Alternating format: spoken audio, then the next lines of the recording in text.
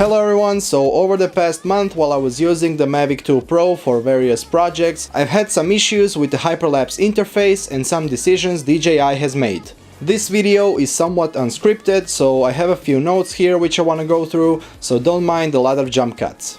I'll try to back up everything with some footage and some screen records from when I was using the Mavic 2, but I'm mainly creating this video in the hopes that someone from DJI will see it and maybe fix some of these issues. Just a little background about me, I've been doing hyperlapses professionally for the past few years, so I'm pretty experienced when it comes to this. Okay, so while I was using the hyperlapse feature, the first thing I've noticed is that the options are very limited. We get only two options to set up our hyperlapse, the interval duration and the time-lapse duration. There's no option to choose how many shots you want or for how long you want to shoot the time-lapse for. You get the shot count and the shoot duration only after you set up interval settings and the final video duration. Now this is a big downside for me because I want to shoot for as long as I can and get the most out of my batteries. Yes, you can adjust the interval to prolong the shooting time, but what if I want to shoot a short interval? And even that sometimes doesn't work, because if I prolong the interval, the drone will automatically shorten the final video. This problem is especially true in the Waypoint mode, but I'll get to that in a bit. So you set up the interval and the video duration, see how long the hyperlapse is going to take. If you don't like the shoot duration, change your settings and then repeat. Wouldn't it be easier for us if we could adjust every aspect of the hyperlapse and adjust our settings as we'd like to? Here's a little calculator app which I use when I'm shooting hyperlapses with my DSLR. It's called the Time-Lapse Helper and it has everything. You can choose your interval, your shots, and even your FPS. You can choose for how long you want to shoot and how long the final video will last. If we adjust interval, for example, everything else changes accordingly.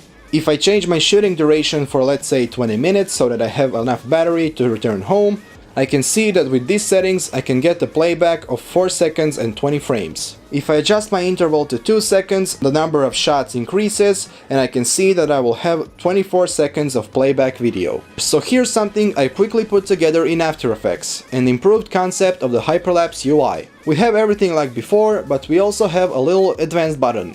Press it and extra options appear. I've added shots, shooting time and FPS. You can change the interval and the video length like before. As soon as you change one variable, the others adjust accordingly.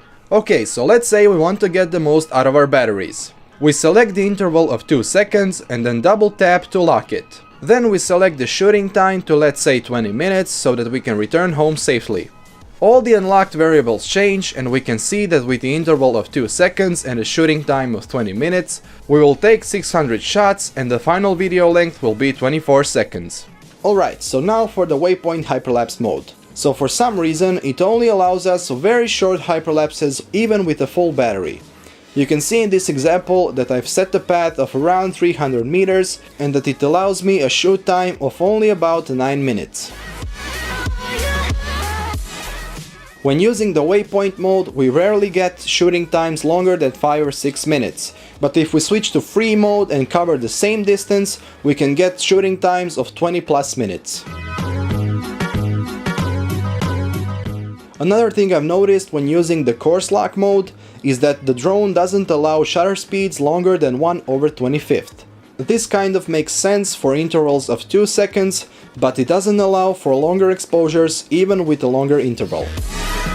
And the last thing for this video is, why do we get cropped in live view when we're shooting hyperlapses? This makes sense if we're expecting only the in-body hyperlapse the drone will produce, but what if we're saving the original RAWs and we want to edit them later? Here you can see the comparison between the live view on my smartphone and what I actually got once I imported my RAWs to my PC.